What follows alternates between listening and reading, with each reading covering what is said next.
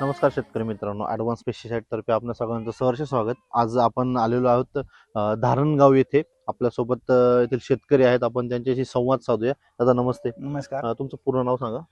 माझं नाव सोमनाथ भास्कर जाधव, राहणार धारणगाव खडक, तालुका निफाड, जिल्हा नाशिक.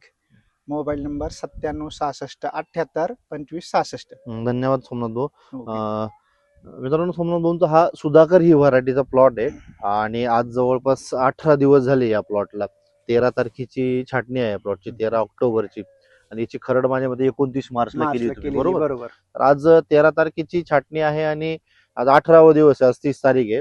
तर आपण प्लॉट मध्ये बघू शकता की सर्वसाधारण सोमनाथ भाऊ यामध्ये 25 ते 45 अशा पद्धतीने घड आहेत आपल्याकडे. म्हणजे ऍव्हरेज 35 40 45 पण घड आहेत, 50 पण आहे, 50 पण घड आहेत. बरोबर. म्हणजे एकंदरीत जे आजूबाजूचं वातावरण आहे, सुधाकरच नव्हे इतर व्हरायट्यांमध्ये सुद्धा फार मोठ्या अडचणी येतात. तर एकंदरीत त्याच्या तुलनेत तुम्हाला काय वाटतं, प्लॉट तुमचा कसा आहे? म्हणजे घड जर आजूबाजूच्या परिसरात जर विचार केला तर या परिसरामध्ये आपण ही जी ट्रीटमेंट दिली त्या ट्रीटमेंटमुळे मला तरी वाटतंय का सुंदर आहे प्लॉट.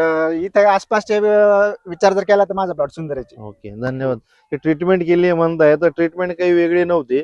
आपण त्यांना छाटणीपूर्वी आपल्या ऍडव्हान्स पेस्टिसाइड कंपनीचं जे सिबॉन आहे आणि त्याचबरोबर ऍडव्हान्स मॅक्स गोल्ड मायक्रोरायझा, तर या 2 मॉलिक्यूलचं ड्रिपद्वारे ऍप्लिकेशन द्यायला लावलं होतं. आणि छाटणीनंतर आपलं जे सगळ्यांचं आवडतं काजू आणि आता 05535 चा डब्बा इथे नाही आपल्याकडे.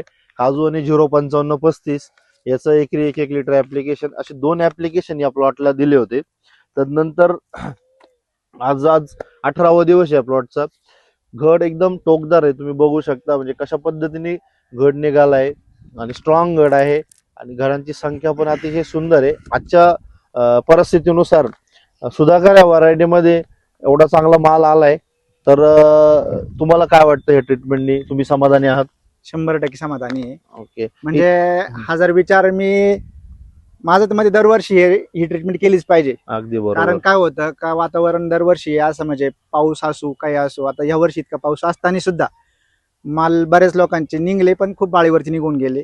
आणि कमजोर माल निघल्यानंतर मला तरी वाटतं याची ट्रीटमेंट झाल्यानंतर एकदम टोकदार माल निघला आणि झाडावरती माल संख्या पण चांगली निघाली. अगदी बरोबर तुमचं वाक्य. म्हणजे तुमचं म्हणणं असं आहे की माल असतो कमकुवत असतो, तो स्ट्रॉंगली बाहेर काढण्यासाठी या मॉलिक्यूलनी चांगली मदत केली. तर शेतकरी मित्रांनो, आपणही आपल्या नंतरच्या प्लॉटांना ही ट्रीटमेंट वापरून अवश्य अनुभव घ्या. धन्यवाद.